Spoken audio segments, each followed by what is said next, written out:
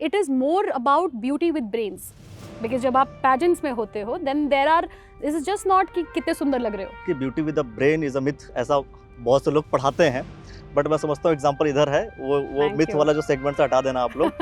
Thank you. आपने photo upload किया और आपके पास कॉल आया, मॉडल की दुनिया में आप एंटर कर गए। ऐसा कौन सा फोटो अपलोड किया था आपने कि आप पॉलिटिक्स में एंटर कर गई फिर? गॉड, ऐसे कोई फोटो अपलोड नहीं करके पॉलिटिक्स में एंटर कर गए, बट आई थिंक तो क्या था, कॉल किसका आया था? आई थिंक ये इनर कॉलिंग है। अच्छा, इसको मैं इनर कॉलिंग कहूंगी। किसी पॉलिटिशियन ने फोन किया हो, किसी और व्यक्ति ने फोन किया हो, क्योंकि ये मैं बड़े फर्मली महसूस करती हूँ और मानती हूँ कि वो उत्तराखंड के सबसे सक्सेसफुल पॉलिटिशियन है। आप मानती हैं? Yes, he has been there for 6 terms. Doctor Harak Singh Rawat वो चाहते थे 2 टिकट, फिर ये डिसाइड कैसे हुआ कि नहीं ऐसा कीजिए, आप मत लड़िए मैं लड़ूंगी, या फिर उन्होंने कहा कि मैं नहीं लड़ता आप लड़ लो? आज कोई भी पार्टी ये अपने आप को सही कहने के लिए कह सकती है कि 2 टिकट मांग रहे थे, 3 टिकट मांग रहे थे। जिसने 2 टिकट देने थे वो भी 2 टिकट दे रहे थे। कांग्रेस कार्यकर्ता के रूप में पूछोगे तो मैंने आपसे कहा कि दोनों में से जिसको भी कांग्रेस पार्टी टिकट देगी हम उसके साथ। पर्सनल ओपिनियन आपका? हाँ, अगर आप मुझे व्यक्तिगत रूप से पूछोगे, ऑफ कोर्स मैं चाहती हूँ कि पिताजी चुनाव लड़े, डॉक्टर हरक सिंह रावत जी हरिद्वार से एमपी बने, क्यों नहीं चाहूंगी? मतलब बुराई क्या, अपने पिताजी को कौन नहीं चाहता? तुम नहीं चाहोगे या जो सुन रहे वो नहीं चाहेंगे? मतलब ये तो कोई सवाल ही नहीं है यार, क्यों नहीं चाहूंगी? आज आप जो है वहाँ के जो विधायक हैं दिलीप सिंह रावत जी, उनके खिलाफ आप पूरा सोशल मीडिया पे लिख रही हैं। जब आप एक जनप्रतिनिधि हैं और आप खुद को महंत कहते हैं, आप खुद को धर्मगुरु कहते हैं, और कैसे आप सड़क पे उतरकर किसी को धमका सकते हैं और सरेआम किसी की पिटाई कर सकते हैं? क्या ये हमारे उत्तराखंड के संस्कार हैं, हमारी सभ्यता है? या उनके खिलाफ इतनी सारी बातें आप इसलिए बोल रही हैं क्योंकि आप उसी विधानसभा से चुनाव लड़ी, 10,000 के वोटों के डिफरेंस से आप चुनाव हारी भी, तो शायद वो खुंदक हो अंदर। मुझे ऐसा लगता है कि मैंने अपने पोटेंशियल को ओवर यूटिलाइज नहीं कर पाई, यूटिलाइज ही नहीं कर पाई। मुझे ऐसा लगा कि मैं अपने पोटेंशियल को इस्तेमाल नहीं कर पाई, मैं लोगों को पहुंच ही नहीं पाई।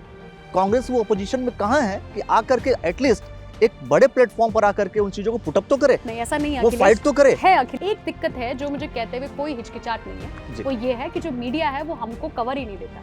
मीडिया आज उत्तराखंड के अंदर, बताओ, चलो अब आप, मैं आपकी बात नहीं, मेरी बात नहीं, मैं मीडिया को लेकर के सवाल कर रहा हूँ। मैं इसलिए आपसे मीडिया को लेकर के सवाल कर रहा हूँ। सवाल ये है मेरा, लेट मी फिनिश, क्यों नहीं कवर करी कि कई बार ऐसा होता है, हमारे प्रदेश के प्रदेश अध्यक्ष माननीय करण महाराज जी लगातार, अगर आप देखेंगे, बहुत संघर्षशील हैं, लगातार कोशिश कर रहे हैं। आप मुझे बताओ कि सारी न्यूज में इतना छोटा सा कॉलम उनको देंगे? 3 स्टेट में बीजेपी जीतती है, आप दोष दे दोगे मीडिया के ऊपर? आपको नहीं लगता है कि मीडिया को आप बहाना बना करके पेश करते रहे कि नहीं मीडिया साथ नहीं दे रही है इसलिए हम जीत नहीं रहे हैं, मीडिया साथ नहीं दे रही है इस वजह से ऐसा हो रहा है? हर कोई, जितने भी मैंने कांग्रेस पॉलिटिकल जो लोग हैं कांग्रेस पार्टी के, उन लोगों से जब भी ये चर्चा होती है तो उन लोगों का बहुत सिंपल स्टेटमेंट होता है कि मीडिया हमारा साथ नहीं दे रही है। देखिए, वैसे नहीं दे रही है ना, देखो मैं वही कह रहा हूँ, आप ये क्या आपकी पार्टी लगातार, तो जनता साथ नहीं दे रही है ना? आप इस चीज को विश्वास क्यों नहीं करते? कांग्रेस पार्टी के साथ जनता नहीं दे रही है। देखिए, हम स्वीकार करते हैं उस चीज को, ऐसा नहीं है। हो सकता है कि तो हर बात में मीडिया के ऊपर सवाल उठाने का मतलब क्या है? मीडिया में सवाल उठाने का अर्थ ये है कि मीडिया जो सही न्यूज़ है, आप लोग को नहीं लगता कि बार-बार जो है ये कह देना कि बार-बार ये कह देना कि गोदी मीडिया, आप मीडिया को बार-बार टारगेट करके आप मीडिया से ही लड़ाई लड़ रहे हो। समझिए अखिलेश, आप समझिए, बात ये है कि जो मीडिया है वो हमारी जो बात है, आप कह रहे हैं ना कि कांग्रेस अपनी बात लोगों तक नहीं पहुंचा पा रही। लोगों तक पहुंचाने का मीडियम क्या है, माध्यम क्या है? मीडिया ही तो है ना। पूंजीपतियों की जब सरकार बन जाएगी उसको कैसे बीट करें? अडानी जी को, अंबानी जी को जो इतना पैसा इन्वेस्ट कर रहे हैं, कैसे बीट करें? क्या अडानी अंबानी जब बीजेपी की सरकार नहीं थी तो क्या ठेला लगाते थे? कांग्रेस को भी सपोर्ट करते होंगे, देखो मैं ये नहीं कह रही, लेकिन आपने, जैसे आपकी बात मुझे बड़ी अच्छी लगती है कि अगर कोई चीज गलत है, इररिस्पेक्टिव वो बीजेपी की है, कांग्रेस की है, तो उसका समर्थन नहीं कर, उसके खिलाफ आवाज उठाएं। अगर जो चीज कांग्रेस की गलत है तो कहो ना, हम कौन सा कह रहे हैं कि सही बात है? गलत को गलत कहने का दम होना चाहिए। उसी पॉइंट पर आता हूँ। सबसे पहली चीज दोस्तों की द न्यूज वाला नेटवर्क पर आप जो बोलते हैं वो दिखता है, वही दिखता है। नहीं, ये बात सच है। देखो, मैं इसलिए आपको मतलब लग भी रहा होगा ना, I am very glad also कि आपने मुझे अपने इस प्लेटफॉर्म में आने का मौका दिया। वेरी हैप्पी, क्योंकि एटलीस्ट जो चीज़ मैं महसूस करती हूँ, जो मैं कहना चाहती हूँ और जो मैं सोचती हूँ, कम से कम वो सही तरीके से पहुंचेगी तो सही। बिल्कुल पहुंचेगी। हो सकता है कुछ को अच्छी लगे, कुछ को बुरी लगे, डजंट मैटर, बट बात सही जानी चाहिए।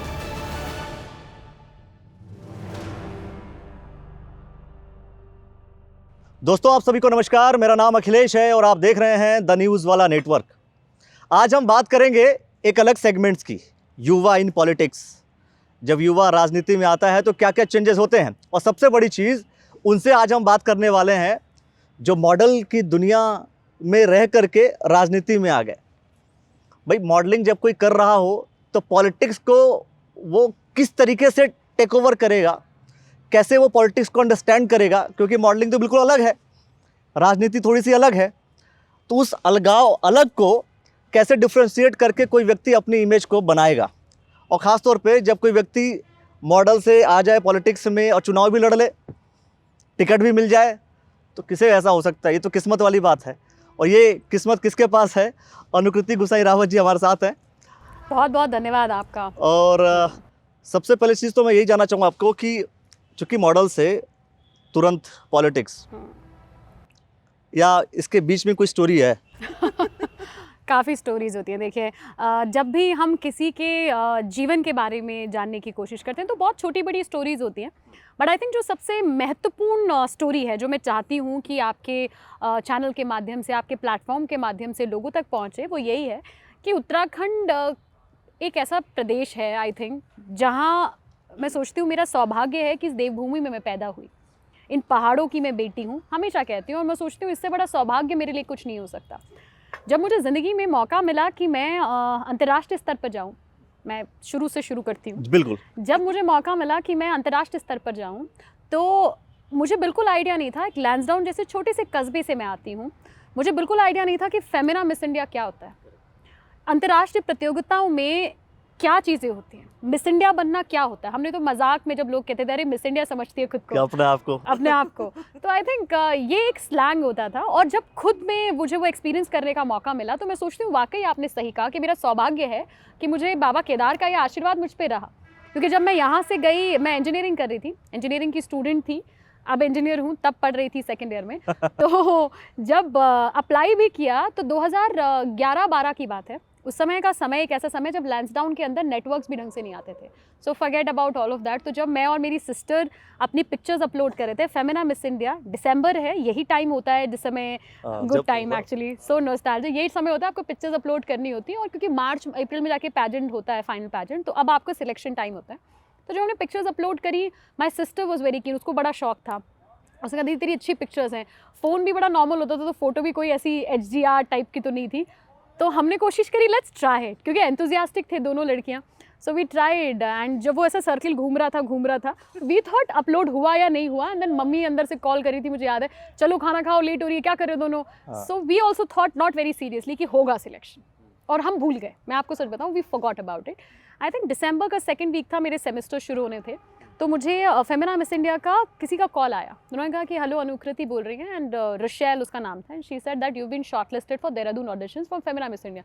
मतलब fake call cut, I didn't respond. But क्या, फिर मैंने मेल चेक किया तो मेरे मेल पे भी ईमेल था with the logo, letter head, सब टाइम्स ऑफ इंडिया का, कि आपका सिलेक्शन हो गया और आपको ऑडिशन के लिए देहरादून आना है। तो मैं देहरादून में ही थी। So I spoke to my mother, मैंने अपनी मदर से कहा कि I am shortlisted for this. वो NSS का कैंप लगाती थी उस समय, she was lecturer in GGIC Lansdowne. तो उसने मुझे आने से मना किया। शी लाइक अरे क्या फालतू की चीज़ें हैं, because she also did no. आज अगर हम इस बात को कहें, आज अगर वो ये इंटरव्यू देखेंगी तो शी विल से कि क्या बोल रही है ये। बट तब शायद उन्हें भी नहीं भरोसा था कि मैं क्या करने जा रही हूँ। भरोसा नंबर 1। दूसरी चीज़, उनको नॉलेज भी नहीं था। She would might not know. पहाड़ में किसको पता होता है कि हमारी बेटी मिस इंडिया बनने जा रही है, मतलब क्या है ये, अपने आप कई बार पता ही नहीं है उसके बारे में, उस जोन के बारे में, उस फील्ड के बारे में। एग्जैक्टली, बिकॉज हमारा बड़ा एजुकेशनल परिवार रहा। मतलब मेरी माँ टीचर, सब लोग परिवार में टीचर्स और आर्मी में रहे, तो हमेशा मतलब कुछ ग्लैमर और उससे लेने का कोई मतलब दूर दूर तक कनेक्शन नहीं है। तो माँ ने कहा कि बड़ा डिफिकल्ट होगा, मैं कैसे आऊँगी। मैंने कहा नहीं मम्मी आना पड़ेगा। अच्छा, बिकॉज मैं काफ़ी कनेक्टेड हूँ उनसे, तो मैंने कहा नहीं आना पड़ेगा, मैं अकेले कैसे जाऊँगी ऑडिशन में। But then somehow she came in. तो ऑडिशन देहरादून में था, यहाँ से हमारा सिलेक्शन हुआ, आगे दिल्ली जाना था, दिल्ली में सिलेक्शन हुआ। दिल्ली में जब मैं, आज भी मुझे याद है कि अशोका होटल के अंदर पैजेंट होना था, सिलेक्शन राउंड चल रहा था, and it was a huge line. कम से कम 2500 लड़कियाँ होंगी उस लाइन में, beautiful, believe me, tall, beautiful, उनके साथ makeup artist and what not. मतलब दिल्ली और बॉम्बे की लड़कियां थी। मैं बिल्कुल लैंसडाउन से, मतलब एकदम से मुझे लगा कि क्या फील है। दूसरी इंपॉर्टेंट चीज़, क्योंकि मैं बास्केटबॉल प्लेयर थी, तो मैं बड़ी टॉम बॉयज थी। मतलब आज जो लोग मुझे जानते हैं, जो आपके चैनल को देख रहे होंगे, जो अनुकृति को बचपन से जानते हैं, they will relate to it. And I used to be non fancy, क्योंकि मैं स्पोर्ट्स शूज़ पहनना पसंद करती थी, you know, like loose T shirts and I was not a beauty queen type at all. तो जब मैं गई तो मुझे रियलाइज़ हुआ कि ये तो पता नहीं मैं कहाँ आ गई। लाइक ऑफकोर्स वो इतनी सुंदर लड़कियाँ, दे वाज मतलब उनके पास उनका मेकअप आर्टिस्ट है, they have people to help them. So anyways we went in, but I always had, मुझे लगता है जो मेरे पास था वो मेरा आत्मविश्वास था। I had that confidence that अगर मैंने ट्राई किया है then I will get through it. तो अंदर गए, ऑडिशन हुआ, सिलेक्शन हुआ। मेरी मदर वॉज नॉट एक्सपेक्टेड, उनको बिल्कुल भरोसा नहीं था। शी वॉज वेटिंग अब मेरी लड़की बाहर आएगी, अब मेरी बेटी बाहर आएगी and will go home. But जब मेरे टॉप 14 में सिलेक्शन हुआ तो my mom was also shocked, तो but she was happy then. उसके बाद फेमिना मिस इंडिया दिल्ली 2013 में बनी। I won the crown. जिस रात को मैं वो क्राउन जीती, आई थिंक मुझे खुद भी भरोसा नहीं हो रहा था कि मुझे मतलब what has happened. Next day morning जब हमें वापस उत्तराखंड आना था, तो जो बस स्टॉप होता है वहाँ पे बहुत सारे न्यूज़पेपर्स पड़े होते हैं।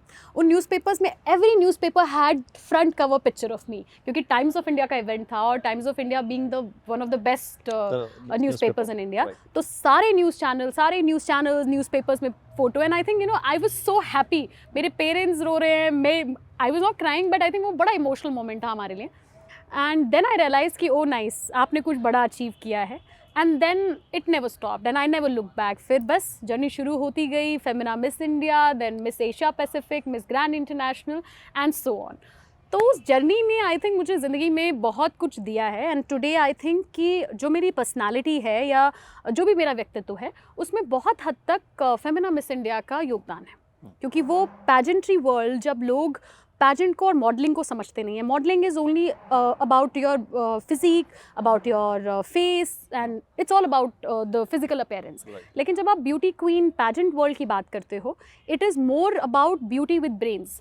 बिकॉज जब आप पैजेंट्स में होते हो then there are, this is just not कि कितने सुंदर लग रहे हो, कम से कम there are 50 types of rounds you have to go through. आपका IQ से लेके GK से लेके एवरीथिंग गेट टेस्टेड, और उसके बाद निकल के आते हैं beauty queens. And I think उस सब ने मुझे बहुत कुछ सिखाया। ऑफ कोर्स पर्सनैलिटी के बारे में भी, outer appearance yes number 1। Secondly कि आप पब्लिक स्पीकिंग कैसे कर सकते हैं। तीसरी चीज़, आत्मविश्वास आप कैसे बढ़ा सकते हैं। आज अगर दुनिया में मुझे कहीं भी बोलने का मौका मिले, आई कैन स्पीक एनीवेयर।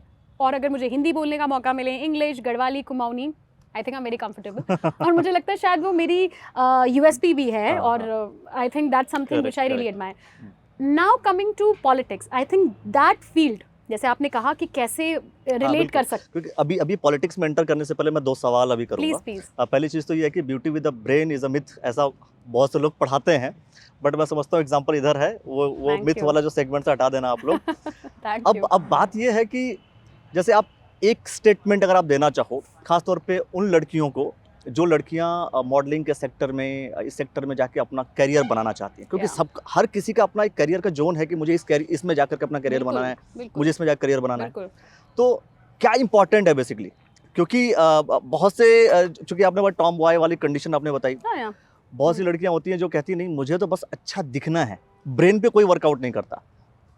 देखो जो भी उत्तराखंड से, क्योंकि हम आज उत्तराखंड में, उत्तराखंड की जो भी बेटियां और लेट्स से लड़के अपना करियर जो मॉडलिंग में बनाना चाहते हैं, फैशन में बनाना चाहते हैं, ब्यूटी पैजेंट्स के लिए जाना चाहते हैं, आई थिंक सबसे महत्वपूर्ण चीज़ है believe in your self. Believe in your self से मेरा मतलब है आप जो हो उस चीज़ पे बिलीव करो, बी रूटेड। फैंसी होने की कोई ज़रूरत नहीं है। जो आपका अस्तित्व है, जो आपकी रियलिटी है, वो ही सबसे खूबसूरत है और उसको बिलीव करना चाहिए। And be confident. इससे कोई फ़र्क नहीं पड़ता कि आप कौन से छोटे से गांव से, छोटे से कस्बे से, शहर से निकल के आते हैं। ज़रूरी महत्वपूर्ण है, गांव छोटे बड़े नहीं होते, आपका आत्मविश्वास कितना बड़ा है, आपका हौसला कितना बड़ा है, that is important. And if you have that courage in you, और आई थिंक उत्तराखंड के जो बच्चे हैं, हम तो पहाड़ के बच्चे हैं यार, हिमालय के बच्चे हैं, तो हमारा तो आत्मविश्वास वैसे भी बड़ा मजबूत होना चाहिए। तो उनके लिए दूसरी चीज़, एक चीज़ मैं आपके चैनल के माध्यम से ज़रूर कहना चाहती हूँ, क्योंकि क्या ग्लैमर और फैशन बड़ा फैंसी है। आजकल आप देखोगे आए दिन फेक पैजेंट्स, पता नहीं क्या क्या चीज़ें होती जा रही हैं। कई बार वो मिसलीड भी करती है बच्चों को, बहुत मिसहैपनिंग्स भी हो जाती हैं। तो जो विशेषकर लड़कियां हैं, मैं जो बेटियां हैं, आप सबसे कहना चाहती हूँ कि एक तो ऑथेंटिसिटी ज़रूर चेक करिए कि कहाँ से मेल आ रहा है, कौन सा ऑर्गेनाइजेशन है जो ये पूरा फेस्ट करा रहा है, प्रोग्राम करा रहा है। बिल्कुल वो बहुत इंपॉर्टेंट है, क्योंकि ये ग्लैमर का फील्ड बड़ा ग्लैमरस तो है पर बड़ा डेंजरस भी है। So I think you have to be really cautious. मतलब ऐसे डरने की कोई बात नहीं है, क्योंकि देखिए मैं हमेशा कहती हूँ कि स्वाभिमान सबसे ऊपर होना चाहिए। और आपकी क्वालिटीज़, आपको खुद पे भरोसा, मैंने इसलिए कहा जब आपको खुद पे भरोसा होगा आप किसी के आगे झुकोगे नहीं, आप कोई कॉम्प्रोमाइज़ नहीं करोगे ज़िंदगी में, क्योंकि आपको खुद पे भरोसा है।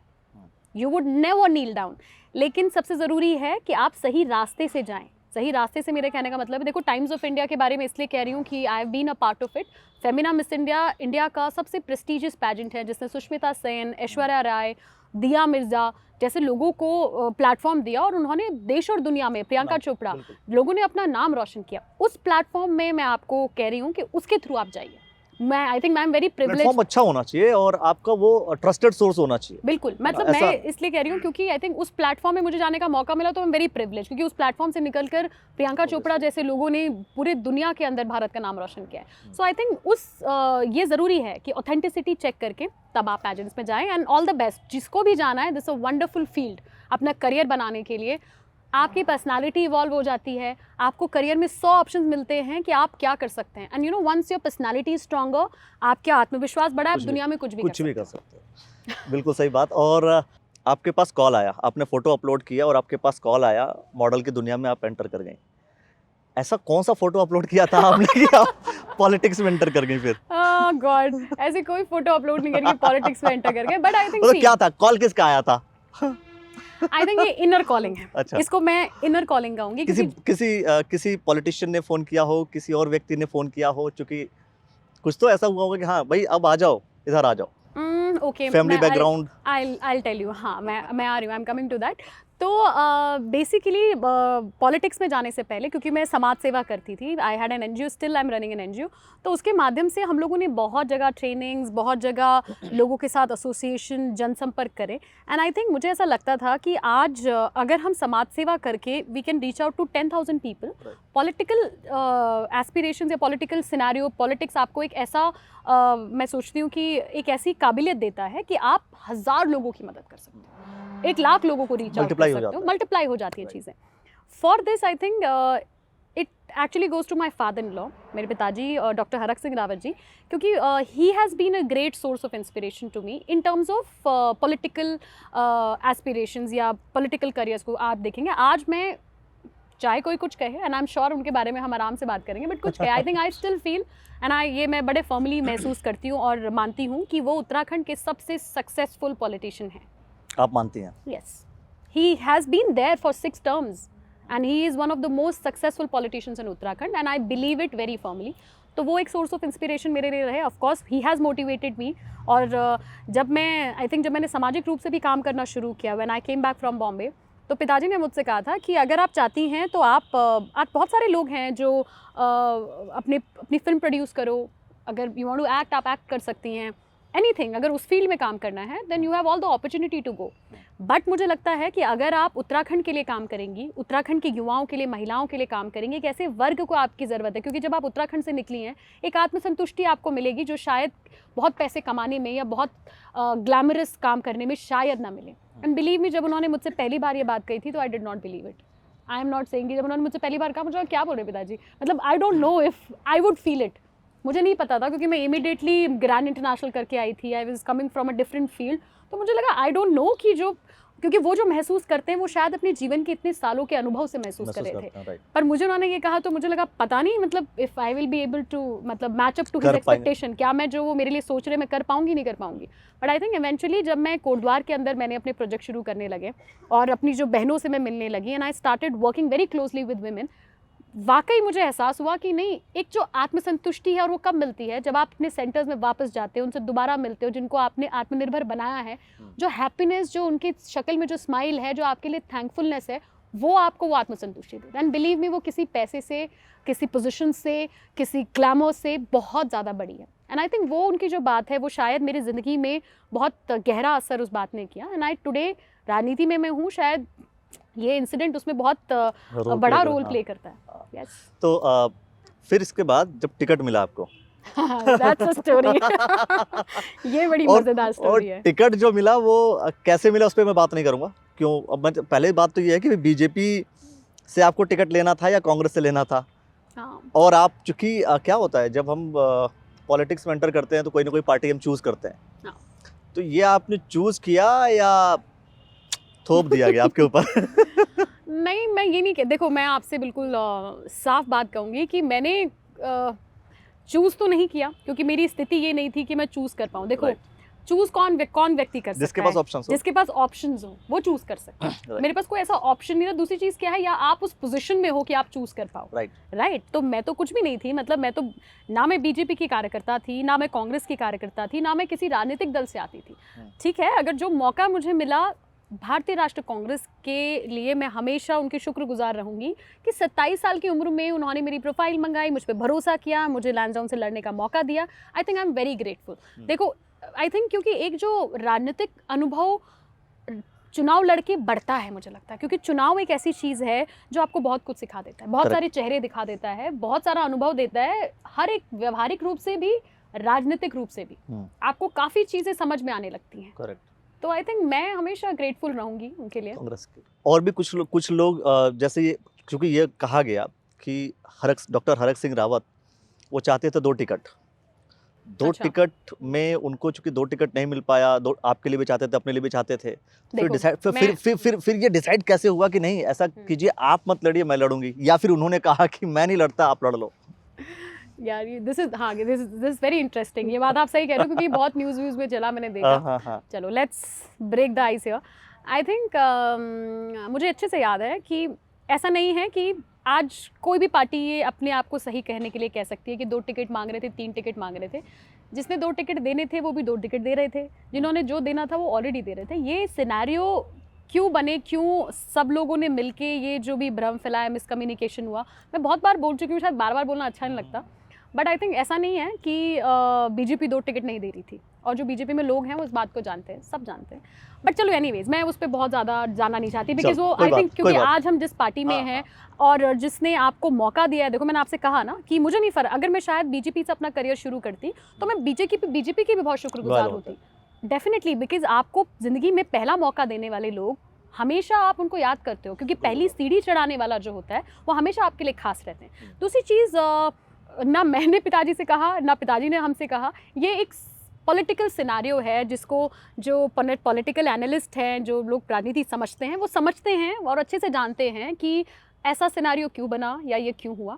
और वो जो जानते हैं उसमें ये कहा जा रहा था चूंकि डॉक्टर हरक सिंह रावत लड़ेंगे और अगर जीत जाते हैं, चूंकि ये माना जा रहा था कि कांग्रेस की सरकार आएगी, हाँ, तो जीत जाते हैं तो कहीं ना कहीं फिर वो दखलंदाजी उनकी बढ़ी हुई रहेगी, और शायद कोई अभी नया बच्चा आएगा तो उसको वो शायद हैंडल कर सकते हैं। देखिए अब ये तो आई थिंक जो टिकट देने वाले थे वो ज़्यादा अच्छा बता पाएंगे, पर हाँ आपका एनालिसिस कुछ हद तक सही है। आई विल रियली से आपका जो एनालिसिस है ये काफ़ी हद तक सही है। हो सकता है कि ये रीज़न हो, जबकि मैं आपसे आज कह रही हूँ कि हम सब चाहते थे, हमारे परिवार में, हमारे सर्कल में हर कोई चाहता था कि पिताजी ये इलेक्शन लड़े।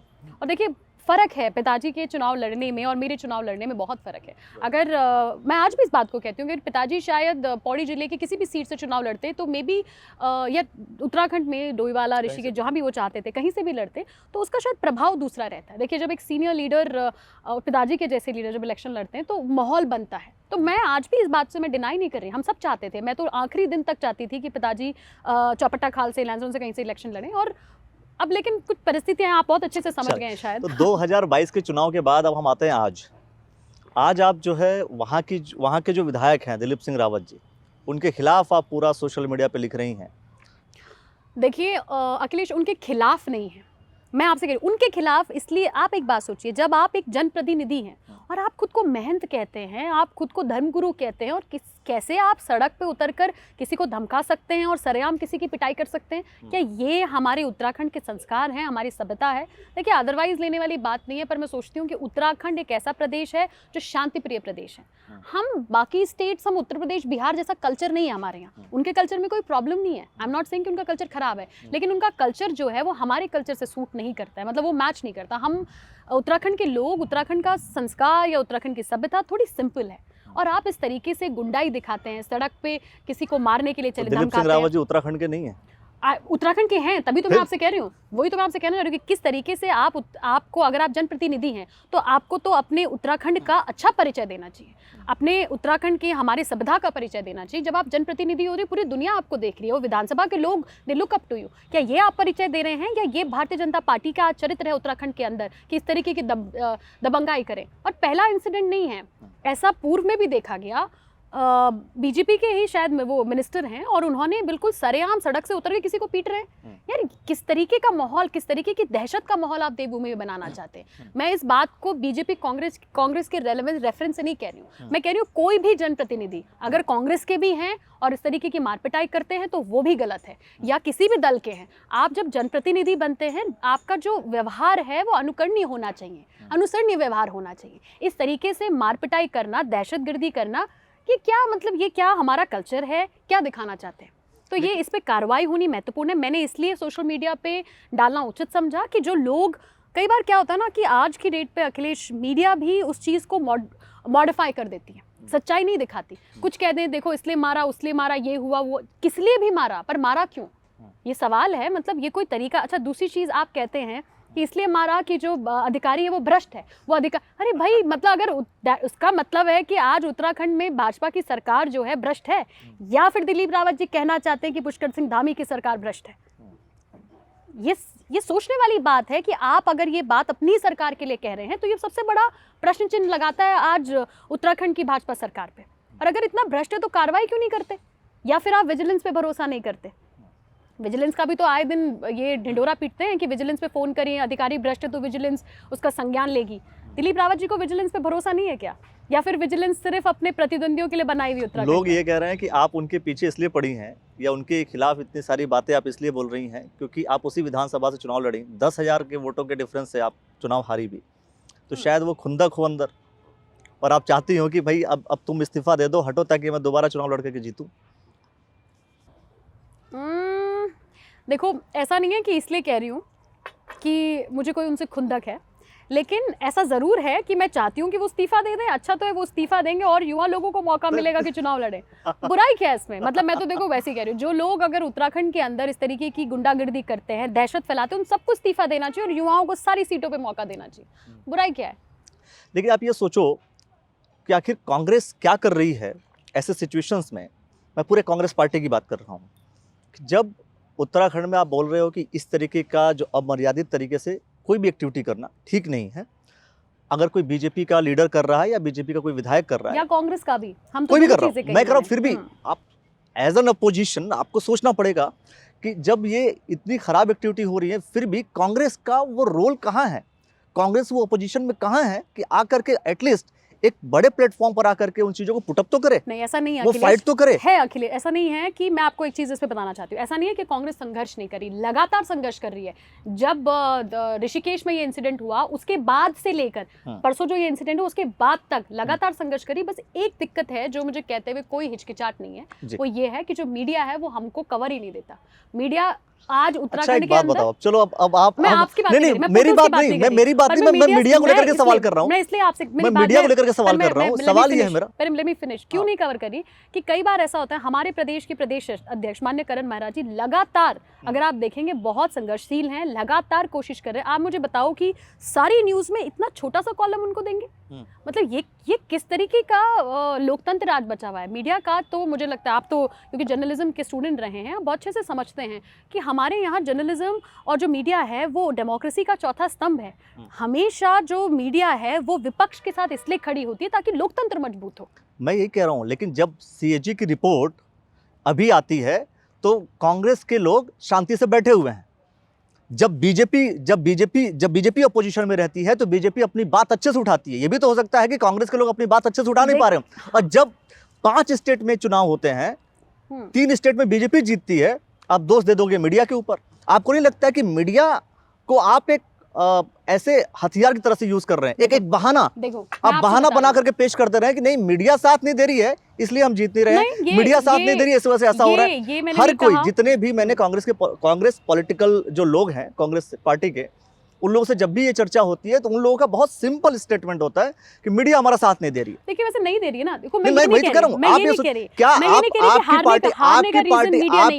आपकी पार्टी लगातार, तो जनता साथ नहीं दे रही है ना, आपको बता रही हूँ। आप इस चीज को विश्वास क्यों नहीं करते? कांग्रेस पार्टी के साथ जनता नहीं दे रही है। देखिए हम स्वीकार करते हैं उस चीज को, ऐसा नहीं है, हो सकता है कि तो हर बात में मीडिया के ऊपर सवाल उठाने का मतलब क्या है? मीडिया में सवाल उठाने का बार बार आप लोग को नहीं लगता, सही न्यूज़ है, आप लोग को नहीं लगता कि बार बार जो है ये कह देना कि बार बार ये कह देना कि गोदी मीडिया, आप मीडिया को बार बार टारगेट करके आप मीडिया से ही लड़ाई लड़ रहे हो। समझिए अखिलेश, आप समझिए, बात ये है कि जो मीडिया है वो हमारी जो बात है, आप कह रहे हैं ना कि कांग्रेस अपनी बात लोगों तक नहीं पहुंचा पा रही। लोगों तक पहुंचाने का मीडियम क्या है, माध्यम क्या है? मीडिया ही तो है ना। लोगों तक बात कैसे पहुंचेगी? अगर मीडिया अनबाइज्ड होता, हम बात पहुंचा ही नहीं। मैंने आपसे कहा ना, जिस तरीके का एग्जांपल मैंने दिया कि पूरी बड़ी न्यूज़ में, मैं ये कह रहा हूं, हो सकता है वो बात बोल ना रहे हो ना, मैं कह रहा हूँ वो बात जो कांग्रेस पार्टी के लोगों को जो बोलना चाहिए, हो सकता है वो ढंग से ना बोल पा रहे। मैंने आपसे कहा, मैंने अपने करण मेहरा जी का आपको एग्जांपल दिया, हमारे जो प्रदेश अध्यक्ष है, माननीय प्रदेश अध्यक्ष, उनका मैंने आपको एग्जांपल दिया। पूरे प्रदेश के अंदर निरंतर रूप से संघर्ष कर रहे हैं, लेकिन मैंने आपसे कहा जिस तरीके का डिस्कशन, और आप उनसे भी पूछेंगे शायद वो भी इस बात को अग्री करेंगे। तो मेरा कहने का अर्थ ये है कि जब आप किसी चीज़ को, होता क्या है, देखो उत्तराखंड के अंदर या पहाड़ के अंदर विशेषकर मैंने देखा लोग हमेशा अखबार पढ़ते हैं, और जो अखबार में पढ़ेंगे वही सच्चाई मानेंगे। आप अखबार उठा के देख लो, कितनी जगह आज आप देखोगे कि सिर्फ बड़े बड़े पन्नों में कितने बड़े बड़े एडवर्टाइजमेंट हैं। अखिलेश, कैसे बीट करेंगे? जब पूंजीपतियों की जब सरकार बन जाएगी उसको कैसे बीट करें? कैसे बीट करें अडानी जी को, अंबानी जी को, जो इतना पैसा इन्वेस्ट कर रहे हैं? कैसे बीट करें? एक बात बताओ आप मुझे, एक बात मुझे आप बताओ, क्या अडानी अंबानी जब बीजेपी की सरकार नहीं थी तो क्या ठेला लगाते थे? कांग्रेस को भी सपोर्ट करते होंगे, देखो मैं ये नहीं कह रही, लेकिन आपने तब भी देखा होगा जब कांग्रेस की सरकारें पूरा, तब तो मैं राजनीति में नहीं थी, लेकिन मैं इतना जरूर समझती थी कि अगर कोई टीवी डिबेट हो रहा है, देखो बेसिक एग्जाम्पल, अगर कोई टीवी डिबेट हो रहा है तो कांग्रेस या भाजपा या किसी भी दल के नेता को इक्वल समय होता था, और जो आपके टीवी एंकर्स होते थे वो कभी ऐसा नहीं करते थे कि वो भाजपा, आपने कई बार देखा होगा यार अखिलेश, ऐसा नहीं हो सकता कि वो, ऐसा लगता है कि भाजपा के प्रवक्ता हो, कई बार ऐसा हुआ है। आप एक सवाल पूछे, आप दूसरे को मौका दें, आप जर्नलिज्म समझते हैं। ये भी तो हो सकता है कि लॉजिकल फैक्ट्स वो नहीं रख पाते होंगे। कौन नहीं रख पाते हो? कांग्रेस के लोग मौका ही नहीं देते। कई बार ऐसा हुआ है, देखो कई बार ऐसा हुआ, मौका ही नहीं देते। आप अगर कोई बात कह रहे हैं वो उसको इतना ओवर पावर कर देंगे कि जो देखिए, जो अगर कोई डिबेट हो रही है या जो कॉन्वर्सेशन हो रही है, अगर उस कॉन्वर्सेशन को आप इतना ओवर पावर कर देंगे और इतना ज्यादा बायस बना देंगे, तो जो मैसेज है उस कॉन्वर्सेशन का वो सही तरीके से पहुंच ही नहीं पाता। आप मतलब, मैं ये नहीं कह रही, देखिए हो सकता, देखो, और दूसरी चीज मैं ये बात एक्सेप्ट करती हूँ कि अगर हमारी जैसे उत्तराखंड में हमारी हार हुई, हम एक्सेप्ट करते हैं, हमारी कमियों की वजह से हम हारे हैं। मुझे लगता है कि कांग्रेस पार्टी अपनी कमियों को देखने की बजाय वो बाहर उन कमियों को ढूंढती है जिसके ऊपर आप आरोप लगा लें और अपने आप को सेफ। लेकिन ये एक रीजन तो है ना अखिलेश, हम तो ये मान रहे हैं इस बात को। आप नहीं मान रहे हैं, हम मान रहे हैं। मैं कह रहा हूँ कि कांग्रेस पार्टी के लोग, अगर एक बात बताइए, जैसे ही सरकार बनी 3 स्टेट में, अभी भी जो इलेक्शंस हुए, इसके बावजूद सब लोग ये कह रहे हैं कि हो सकता है मशीन में गड़बड़ी हो।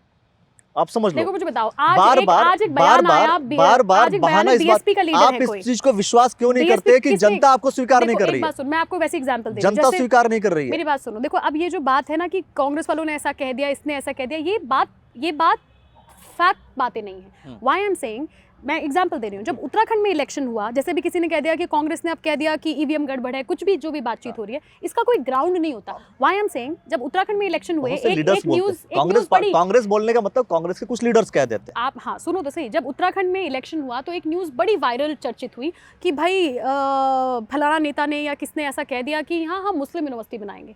अरे भाई, जब इलेक्शन खत्म हुए, कितनी सफाई देते देते उन्होंने कहा कि मुझे बुलाओ कि किसके सामने मैंने कहा। But I am just saying कि कभी कभी क्या होता है कि कोई जो एजेंडा है ऑपोजिशन का या एजेंडा है किसी का, वो उसको इस तरीके से फैला देते हैं कि उसको स्टॉप करना मुश्किल है। देखो मैं ये नहीं कह रही हूँ, not everybody, there are very good portals. आज की डेट पे जो सोशल मीडिया के पोर्टल्स हैं वो सबसे ज़्यादा हेल्पफुल हैं और हमारे लिए स्तंभ है अपनी बात कहने के। आपने मुझे भी देखा होगा, I am very active on social media, और हर मुद्दे को लेकर मैं क्यों सोशल मीडिया पे जाती हूँ, क्योंकि मैं जानती हूँ कि सोशल मीडिया एक ऐसा प्लेटफॉर्म है जहाँ एटलीस्ट जो बात मैं कहूँगी तो मैं कह पाऊंगी, वो एग्जैक्ट वही जा रही है। हाँ एग्जैक्ट वही, जो आपने डिलीवर किया वो एग्जैक्ट वही जा रही है, प्रॉपर कम्युनिकेशन हो रहा है। बिल्कुल, जो मैंने कहा वही डिलीवर हो रहा है। जो सामने मेरे लोग हैं, देखिए हमारे लिए महत्वपूर्ण कोई नेता नहीं है, कोई पार्टी नहीं है, हम, मेरे लिए महत्वपूर्ण है उत्तराखंड की जनता, हर जनप्रतिनिधि के लिए होती है। तो जो बात मैं कह रही हूँ, मैं जो सोचती हूँ, मैं जो समझती हूँ, क्या वही बात कन्वे हो रही है कि नहीं हो रही है? आपने एक सवाल मुझसे बहुत अच्छा किया कि आप ये बताइए कि इलेक्शन के दौरान, मैं आज भी अगर इलेक्शन के दौरान की वो वीडियोस देखती हूँ, मीडिया ने ऐसा विलन मुझे बनाया, कौन है अनुकृति ढूंढिए, कौन है जिसके लिए टिकट मांग रहे थे इसलिए भाजपा से निकाल दे, ओ माय गॉड। मतलब ठीक है, वो सारी चीज़ें मुझे इतना इम्पैक्ट नहीं करती हैं, लेकिन मैं आपसे कह रही हूँ कि किस तरीके से मीडिया चीज़ों को मोल्ड कर देती है। देखो मैनिपुलेट तो करती है ना। मेरा कहने का अर्थ है कि देखिए, जब हम लोकतंत्र की बात करें और ऐसी स्थिति में जब सच में आपको दिख रहा है कि ऑब्वियसली अभी इस समय कांग्रेस उस स्थिति में, उत्तरी भारत में हम नहीं हैं, तो अगर कोई चीज़ खराब हो रही है, कोई चीज़ गलत है, जैसे आपकी बात मुझे बड़ी अच्छी लगती है कि अगर कोई चीज़ गलत है, इररिस्पेक्टिव वो बीजेपी की है, कांग्रेस की है, तो उसका समर्थन नहीं करना है, उसके खिलाफ आवाज़ उठानी। और आई थिंक ये बड़ा इंपॉर्टेंट एस्पेक्ट है अखिलेश। इसलिए मैं व्यक्तिगत रूप से चाहती हूँ कि जो युवा हैं वो राजनीति में भी आएँ, जर्नलिज्म में भी आए, महत्वपूर्ण है, क्योंकि यार अनबायसनेस नहीं होनी चाहिए। अगर हम किसी प्री अजम्पशन से ग्रसित होंगे तो हम किसी के लिए ओपिनियन सही नहीं बना सकते। तो मीडिया से जो मेरा अर्थ था वो यही था। दूसरी चीज मुझे इसीलिए मैंने इसीलिए इस बात को टोका, क्योंकि कई बार ऐसा होता है कि कांग्रेस के लोग ये प्री अजम्पशंस बना चुके हैं। कांग्रेस ही नहीं, मैं कह रहा हूँ कि अपोजिशन जितनी पार्टियां हैं वो सब ये अजम्पशंस बना चुकी है कि नहीं, हमारा साथ मीडिया नहीं देती। बट मेरा ये मान, देखिए, जब आपकी सरकार आती है तो वहाँ मीडिया को दोष नहीं देता कोई। देखो, मैं समझिए मेरी बात। और जब आपकी सरकार नहीं आती है, किसी स्टेट में आपकी गवर्नमेंट नहीं आ रही है, तो वहाँ पर मीडिया दोषी हो जाता है। लेकिन देखो, कुछ हद तक अगर आप अंडरस्टैंड करोगे, 2014 के बाद या मैं 19 के बाद इस चीज़ को कहूँगी, बहुत ज़्यादा, देखो मैं ये नहीं कह रही है कि हमेशा मीडिया अनबाइस रहेगी, बहुत सारी स्थिति होती है, उनको अपना मीडिया हाउसेस चलाने, भी अंडरस्टैंड ऑल ऑफ दैट, ठीक है ना, जैसे आपने मुझसे कहा, बिल्कुल अंडरस्टैंड एंड कंप्लीटली, उसमें कोई दिक्कत नहीं, उनका बिजनेस है भाई। लेकिन मैं ये कह रही हूँ कि बिजनेस के साथ साथ मीडिया एक बहुत इंपॉर्टेंट रोल प्ले करता है too in the democracy of any country, building up the right thing. अगर जो चीज़ कांग्रेस की गलत है तो कहो ना, हम कौन सा कह रहे हैं कि सही बात है, गलत को गलत कहने का दम होना चाहिए। उसी पॉइंट पर आता हूँ। सबसे पहली चीज दोस्तों, कि द न्यूज वाला नेटवर्क पर आप जो बोलते हैं वो दिखता है, वही दिखता है। मैं ये बात सच है। देखो, मैं इसलिए आपको मतलब लग भी रहा होगा ना, वेरी ग्लैड ऑल्सो कि आपने मुझे अपने इस प्लेटफॉर्म में आने का मौका दिया। वेरी हैप्पी, क्योंकि एटलीस्ट जो चीज़ मैं महसूस करती हूँ, जो मैं कहना चाहती हूँ और जो मैं सोचती हूँ, कम से कम वो सही तरीके से पहुँचेगी तो सही। बिल्कुल पहुँचेगी। हो सकता है कुछ को अच्छी लगे, कुछ को बुरी लगे, डजंट मैटर, बट बात सही जानी चाहिए। चलो इंट्रोस्पेक्शन की बात कर लेते हैं। आपने अभी थोड़ी देर पहले बोला कि हमें ये देखना चाहिए कि हम क्या गलत कर रहे हैं, क्या सही कर रहे हैं। कांग्रेस पार्टी पूरे देश से गायब, मैं बोल रहा हूँ गायब इन द सेंस कि बहुत सारे स्टेट्स में नहीं है, तो नहीं सेंटर में नहीं है। आप बात को समझिए, सेंटर में नहीं। क्या आप लोग कभी इस बात को लेकर के विचार मंथन करते हैं, या एज एन यूथ आप पॉलिटिक्स में अभी आपने मान लो एंट्री किया, मैं समझता हूँ, या फिर समझ रहे होगे आप, बहुत सारी चीज़ों को आपने समझ भी लिया होगा। क्या लगता है कि वो रीजंस कौन कौन से हैं जिस वजह से बीजेपी हायर प्लेस पर है और कांग्रेस अपने आप को उस चीज़ को टेक ओवर नहीं कर पा रही है, कांग्रेस फाइट नहीं कर पा रही है? देखो, अगर आप अखिलेश अंडरस्टैंड करोगे, मतलब जो मैंने अंडरस्टैंड किया, ऐसा नहीं कह सकते कि कांग्रेस भारत से गायब है। ठीक है, ये एक गलत स्टेटमेंट है, क्योंकि अगर आप कांग्रेस को देखो, कर्नाटक में नहीं है, मैं ये कह रहा हूँ, मैं कह रहा हूँ सेंटर में, लेट मी फिनिश, कर्नाटक जैसे बड़े स्टेट में कांग्रेस आई, नीचे अगर आप देखोगे तेलंगाना में कांग्रेस आई। थोड़ा समझने, ये इंट्रोस्पेक्शन करने की आज हमें सच में आवश्यकता है कि हम किस रीजन से पीछे हो रहे हैं, किन स्टेट्स में पीछे हो रहे हैं, और बहुत सारे रीजंस है। देखो, तो वही मैं जानना चाहूँ, कुछ रीजंस आप बताओ मुझे जो आपको समझ में आता है कि हाँ ये रीजन है। देखो, विशेषकर मेरे को अभी लगता है कि एक तो ना, हम लोगों को, जैसे अभी आपने मुझसे कहा कि उत्तरी भारत का जो हिस्सा है, जहाँ मुझे ऐसा लेकिन उत्तरी भारत में भी ऐसा नहीं है कि सब जगह बीजेपी है, ऐसा भी नहीं है। उत्तरी भारत जो है वो देश की राजनीति को तय करता है। और मैं वेरी ग्लैड कि हम उत्तर प्रदेश का ही हिस्सा थे पहले, और उत्तर प्रदेश उत्तराखंड में रहते हैं। वाकई यहाँ पे थोड़ा सा समझने की ज़रूरत ये है कि ऐसी कौन सी चीज़ हैं जो मैं मतलब आई फील कि वो बहुत ज़्यादा ध्रुवीकरण का जो इस्तेमाल है वो महसूस करती हूँ कि है, चाहे वो धार्मिक ध्रुवीकरण हो, राजनीतिक ध्रुवीकरण हो, काफ़ी ज़्यादा, और उसका जो इम्पैक्ट है वो इस क्षेत्र में देखने के लिए भी मिला है हमको, भले ही। लेकिन जब मैं उसके कंपैरिजन में हिमाचल प्रदेश को देखती हूँ तो मुझे लगता है कि एक ऐसा प्रदेश जो one of the top states in India है, हम भी उसी की भौगोलिक स्थिति में सिमिलर हैं, रिसोर्सेज में सिमिलर हैं, लेकिन why Himachal is doing better? क्योंकि हिमाचल में जो लोग हैं, मैं ये पर्सनल कॉन्वर्जेशन है, मतलब nothing to do with any party, जब मैं हिमाचल में, क्योंकि मेरा बहुत बार जाना आना होता है, बहुत सारे मित्र हिमाचल के हैं, तो मेरी हिमाचल में लोगों से बातचीत हुई, तो मैंने उनसे पूछा, मैंने कहा यार तुम्हारे यहाँ हर बार, मतलब इस बार तुमने बड़ा किया, अच्छा किया, तुमने अपना ट्रेंड बरकरार है। मैंने कहा हमारे यहाँ तो बड़ी गड़बड़ हो गई, क्योंकि टेक्निकली हमें लगता था कि लोग हर बार मौका देते हैं, एक बार इसको। दे सेड कि हम लोगों को, हम इतने आत्मनिर्भर हैं, मैक्सिमम लोग, ये उनका एक व्यू है ना, आई ऑल्सो एग्री कि हिमाचल के अंदर लोग इतने ज़्यादा अपने पे आत्मनिर्भर हैं कि वो मौका देते हैं कि अगर तुम 5 साल अच्छा काम नहीं करोगे तो तुम्हें निकाल के फेंक देंगे, अगर अच्छा काम करोगे तो तुम्हें अगले रिपीट करेंगे जो अच्छा काम करेगा। So that cycle is very important. और इसीलिए शायद आज हिमाचल जो है इस हद तक डेवलप्ड है। आप वहाँ हॉर्टिकल्चर देखिए, फ्लोरिकल्चर देखिए, आप वहाँ टूरिज्म देखिए, हर एक चीज़ में उत्तराखंड से कितने आगे, कितना ज़्यादा फ्लड आया, सारी चीज़ें खराब हुई, लेकिन उसके बाद भी वो स्टेट अपने आप को मैनेज करने में सक्सेसफुल है। दूसरा नंबर, उत्तराखंड के अंदर मुझे लगा कि क्यों हम नीचे जाने लगे। कई बार जो एनालिसिस था पहाड़ में, लोगों ने कहा कि हमें राशन मिला, 5 किलो राशन मिला। मैं बिल्कुल, मुझे लगता है कि जब कोरोना था तब तो चलो राशन बांटना सेंस है, क्योंकि लोग अपने घर से नहीं निकल पा रहे थे, लोगों के लिए ऑब्वियसली रीच आउट करना, और पहाड़ों में क्या होता है ना, नीचे गाँव पूरे शहरों में जाना पड़ता, गाड़ियाँ नहीं चल रही थी, तो वो स्थिति अंडरस्टैंड है कि भैया कोरोना में, महामारी में राशन बांटा। आज जो वो राशन और ये सब चीज़ें जो वो गा रहे हैं, मुझे ऐसा लगता है, पता नहीं, शायद हो सकता है कि कुछ लोग कांग्रेस या बीजेपी की बात नहीं करी, मुझे व्यक्तिगत रूप से लगता है कि मैं पहाड़ की लड़की हूँ, मुझे ऐसा लगता है कि आप उनको हैंडीकैप्ड बना रहे हो, उनको अपंग बना रहे हो अगर आप उनको राशन दे रहे हो। कोई भी पार्टियां में वैसे, और विशेषकर मैं पौड़ी गढ़वाल की बात इस समय कर रही हूँ, जो मैंने अपने आंखों से देखा है, महसूस किया है। उस राशन के चक्कर में ना वो खेती करते हैं, ना वो कुछ कर रहे हैं, और उनको डरा रहे हैं कि अगर सरकार बदल गई, ये नहीं आई, तो तुम्हारा राशन बंद कर देंगे, और लोग डर रहे हैं। मैं आपके चैनल के माध्यम से उनसे भी कहना चाह रही हूँ कि आज क्या हमारी मतलब ये स्थिति हो गई है कि हमें राशन के लिए पहाड़ के लोगों को या उत्तराखंड के लोगों को अन्न के लिए वोट देना पड़ेगा, इतनी मजबूरी हो गई हमारी। ग्रीन रेवोल्यूशन हमारे देश में शुरू किया श्रीमती इंदिरा गांधी ने, मतलब क्या समय होता था यार कि लोग, हम सबसे ज़्यादा अन्न उगाने वाला देश हैं, उत्तराखंड के अंदर क्या हम अब खेती भी नहीं कर पा रहे, इतने अपंग हो गए कि 5 किलो राशन के लिए हमें डर लग रहा है कि अगर नहीं दिया तो बदल देंगे।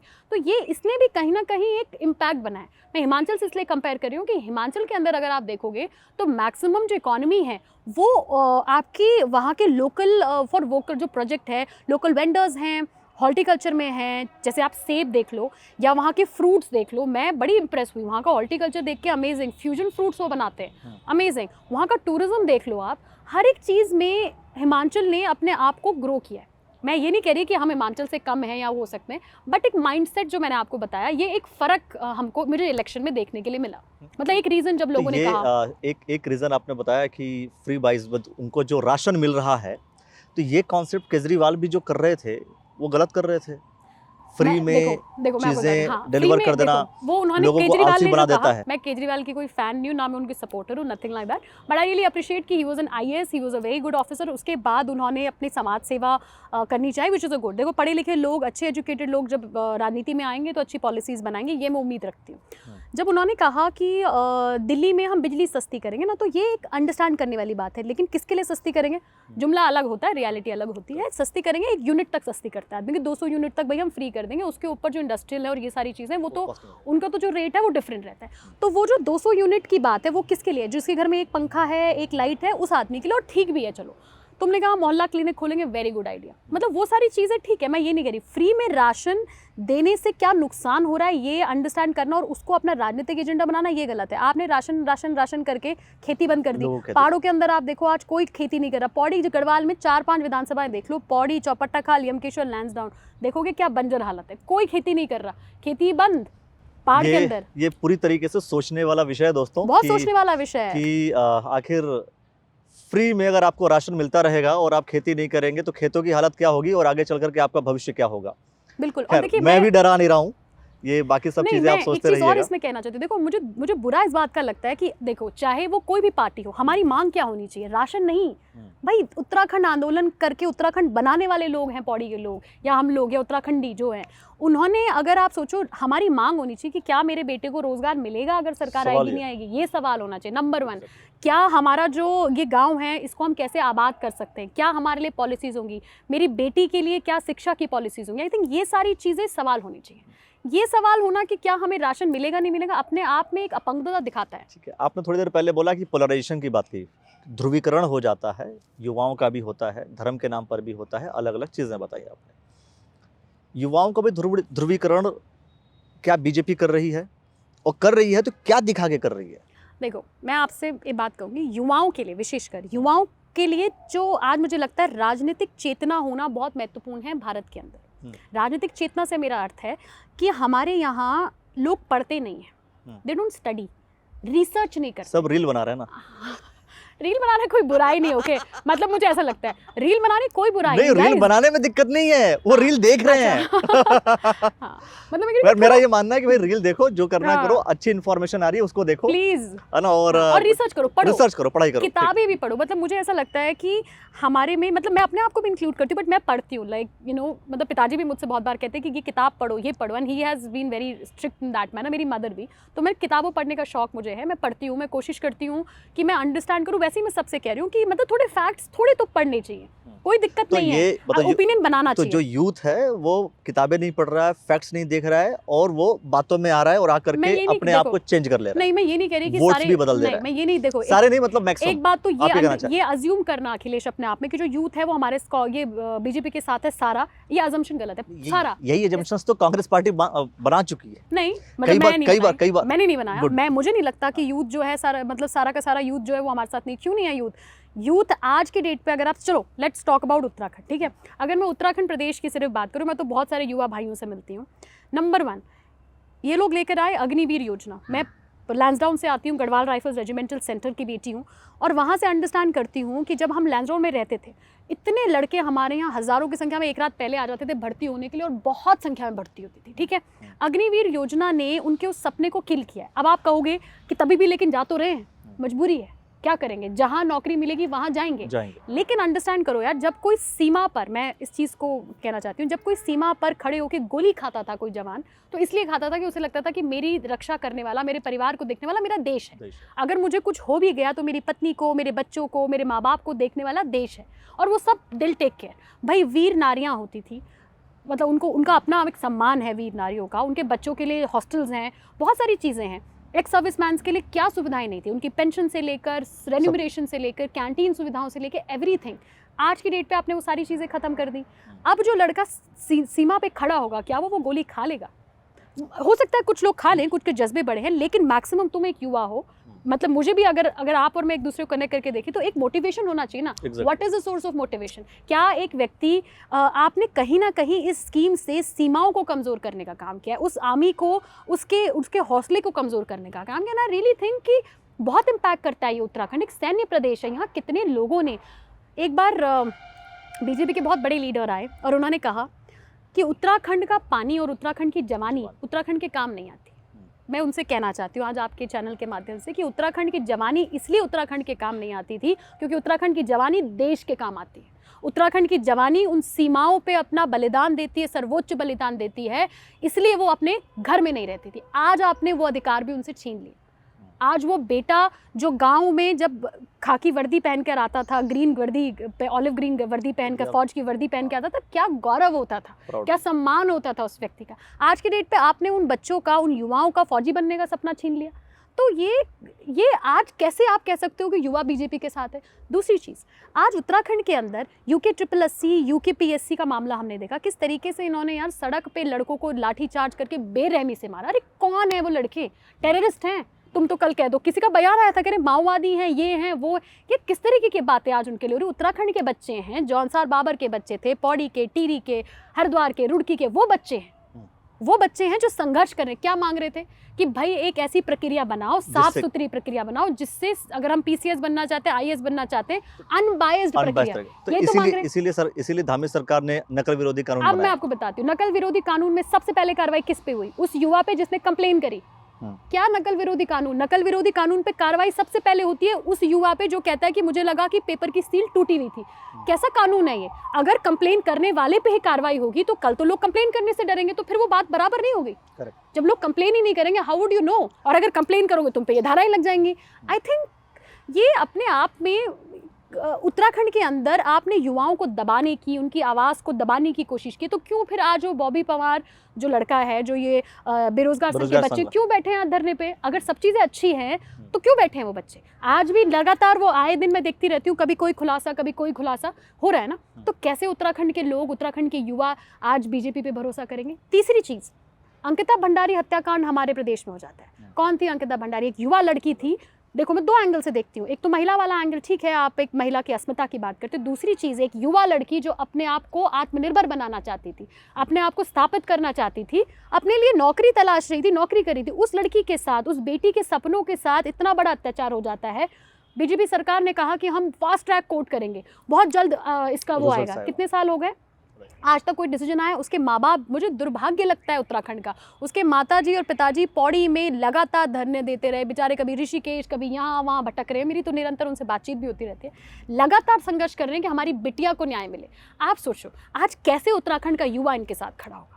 तो ये मुझे लगता है, ये मेरा सोच है, मुझे नहीं पता, हो सकता है कि मैं गलत सोचती हूँ, सही सोचती हूँ, या आप तय करिएगा, लेकिन मुझे बता दीजिए इन स्थितियों में कैसे युवा उत्तराखंड के इस सरकार के साथ खड़ा होगा। आज ये इन्वेस्टर समिट कर रहे हैं ना, देखिए ऐसा नहीं है इन्वेस्टर समिट पहली बार हो रहा है, इससे पहले भी इन्वेस्टर समिट आया। मैं बहुत शुभकामनाएं देती हूँ और मैं चाहती हूँ कि इन्वेस्टर समिट बहुत सक्सेसफुल हो, बहुत सारे लोग यहाँ आए, बहुत ज़्यादा इन्वेस्टमेंट करें, ज़्यादा से ज़्यादा बच्चे जो हैं हमारी उनको नौकरी मिले, मैं चाहती हूँ।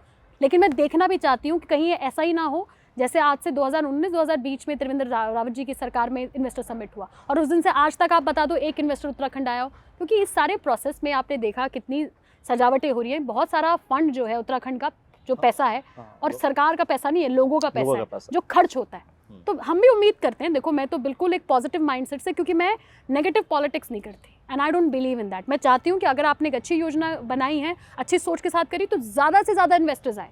और मैं तो रोज़, अगर आप देखोगे भी, मैं कोशिश करती हूँ चाहे सोशल मीडिया के माध्यम से कि उत्तराखंड में लोग आएँ, टूरिज्म आए, इर्रिस्पेक्टिव कि आप उसमें से आपको क्या प्लस मिल रहा है, क्या माइनस मिल रहा है, ये बिना सोचे मैं युवाओं से अनुरोध कर रही हूँ। देखो सीनियर लीडर्स को तो हम कुछ नहीं कह सकते क्योंकि वो हमसे बहुत बड़े, पर जो युवा वो पक चुके हैं, वो आदी हो चुके हैं। कुछ भी आप कहिए, मैं बस ये कहूँगी कि जो युवा नेता, जो युवा लोग अपने आप को राजनीति में लाना चाहते हैं, सबसे अनुरोध है कि उत्तराखंड की भलाई के लिए उत्तराखंड को नंबर 1 रखते हुए पॉलिटिक्स करें। अभी तो मैं समझता हूँ कि जितनी बातें आपने बोली, ये मुझे ऐसा लग रहा था बिल्कुल मैच्योर पॉलिटिशियन जैसे होता है, और बड़े विषय को लेकर के सारी बातें आपने रखी हैं, और युवाओं को भी ये सारी बातें सुननी चाहिए, और मैं कहता हूँ सुनने के साथ साथ समझनी चाहिए।